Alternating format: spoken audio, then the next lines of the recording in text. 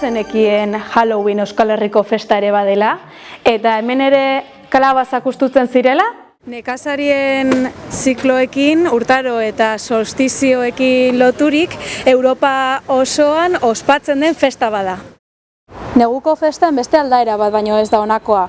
Euskal Herrian Arimen Gaua edo Gau Beltza izena du festak.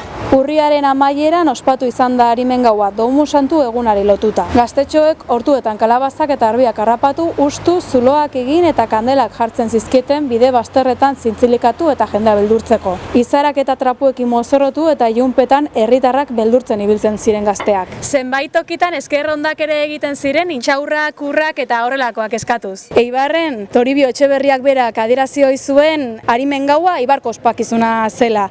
Alde batetik, jende heldua tabernetan mozkortzen zen eta bestetik jende gaztea baserritan elkarturik gaztainerrea jaten zituen. Galdetu adineko jendeari ea zer oroitzen duten.